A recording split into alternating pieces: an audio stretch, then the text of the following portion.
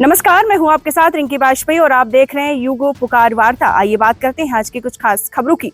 ग्वालियर पहुंचे बागेश्वर धाम पीठाधीश्वर धीरेन्द्र शास्त्री ने पीओके को लेकर बड़ा बयान दिया है। उन्होंने सभी पीओके वासियों से अपील की है कि वह भारत में वापस कर लें, क्योंकि पाकिस्तान से अब पीओके नहीं संभल रहा है। शास्त्री ने यह भी कहा है कि पाक अधिकृत जमीन लेकर रहेंगे, यही समय है और सही समय है। अभी पाकिस्तान में बहुत बढ़िया हंगामा चल रहा है।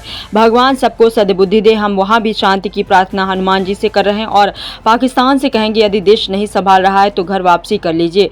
वहीं वीवीआईपी कल्चर और उसके जरिए मुलाकात के सिस्टम को लेकर कहा कि बागेश्वर धाम पर बहुत दिनों से हमारे कुछ सेवादार और हमने खुद उसको अनुभव किया कि बहुत वीवीआईपी कलर बढ़ गया था। हनुमान जी जो कि हमारे गुरु जी हैं, सन्यासी बाबा, वही दिखाई नहीं देते। उन्होंने हमको फटकार लगाई, सपने में आकर के उन्होंने आज्ञा दी और कहा कि हमने तुमको साधना दी है, वह इसलिए नहीं दी है केवल वीवीआईपी लोगों से ही मिले या वीवीआईपी की ही जी हुजूरी करे। यह आपको साधना उनके लिए मिली है जिनका कोई नहीं है। तुम उनकी मदद करो और उनसे मिलो और उनका मार्गदर्शन दो और शक्ति के माध्यम से उनकी समस्याओं का समाधान करो।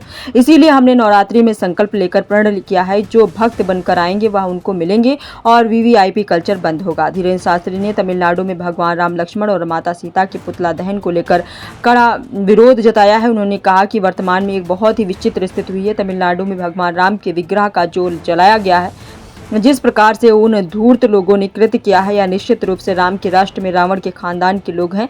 ऐसे लोगों पर वहां की सरकार भी कार्रवाई करे और इनको तो फांसी ही देना चाहिए। हम यह भगवान से प्रार्थना करते हैं, क्योंकि सभी के अपने आराध्य होते हैं और किसी को भी किसी के भी आराध्य की भावनाओं को ठेस पहुंचाने का अधिकार नहीं है। इस प्रकार की कृत्य ना हो, इसलिए पूरे देश में पदयात्राएं करते रहेंगे, हिंदुओं को जगाते रहेंगे और हिंदू राष्ट्र बनाने के लिए हर पल, और हिंदू राष्ट्र कागजों पर नहीं लोगों के दिलों में चाहिए। इसीलिए संपूर्ण भारत में हिंदुओं को एक करने के लिए पुनः दिल्ली से वृंदावन तक 150 किलोमीटर की 10 दिवसीय 7 नवंबर से 16 नवंबर तक की पदयात्रा निमंत्रण लेकर के आए हैं। वहीं भारत में बंगाल की तरह GEN-Z आंदोलन की साजिशों को लेकर कहा है कि मैं GEN-Z के बॉर्डर पर हूँ। 1996 का हमारा जन्म है और हम GEN-Z जी तो नहीं हैं। आई लव मोहम्मद बुरा नहीं और आई लव महादेव भी कोई बुरा नहीं है, लेकिन सर तन से जुदा कर देंगे, ये कभी बर्दाश्त नहीं किया जाएगा। ग्वालियर मध्य प्रदेश से रमाकांत की रिपोर्ट।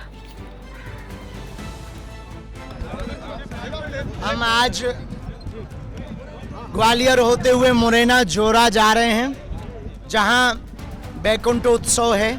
माहेश्वरी परिवार अपने पितरों के निमित्त बैकुंठ उत्सव मना रहे हैं। उस उत्सव में सम्मिलित होने जा रहे हैं। संपूर्ण भारत में हिंदुओं को एक करने के लिए पुनः दिल्ली से वृंदावन तक 150 किलोमीटर की 10 दिवसीय 7 नवंबर से 16 नवंबर तक की पदयात्रा का निमंत्रण लेकर के आए हैं। अभी वर्तमान में एक बहुत विचित्र स्थिति हुई है।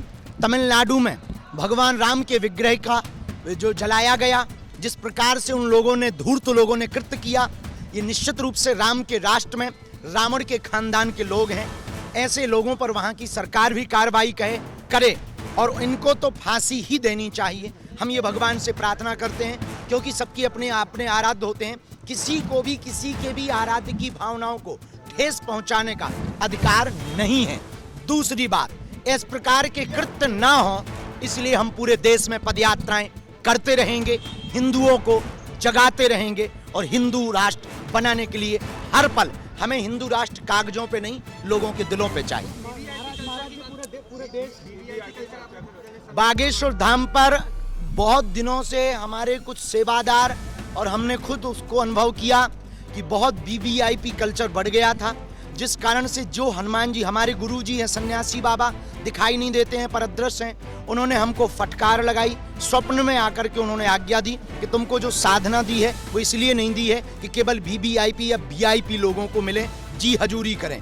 ये आपको उनको लिए मिली है जिनका कोई नहीं है। तुम उनकी मदद करो, उनसे मिलो, उनको मार्गदर्शन दो और शक्तियों के माध्यम से उनकी समस्याओं का निराकरण करो। इसलिए हमने नवरात्रि की परमा को संकल्प लेकर के ये प्रण किया कि जो भक्त बनकर आएंगे उनको मिलेंगे। वीवीआईपी कल्चर बंद होगा।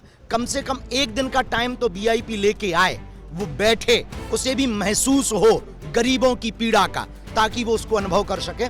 इसलिए हमने ये प्रण लिया।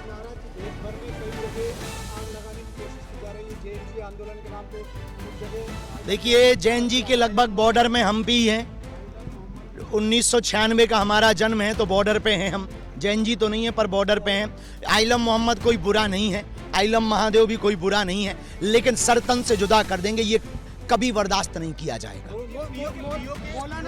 पाक अधिकृत जमीन लेकर के रहेंगे, यही समय है, सही समय है। और अभी पाकिस्तान में बहुत बढ़िया हंगामा चल रहा है, भगवान सबको सद्बुद्धि दें। हम वहां भी शांति की प्रार्थना हनुमान जी से कर रहे हैं और पाकिस्तान से कहेंगे कि यदि तुमसे देश ना संभले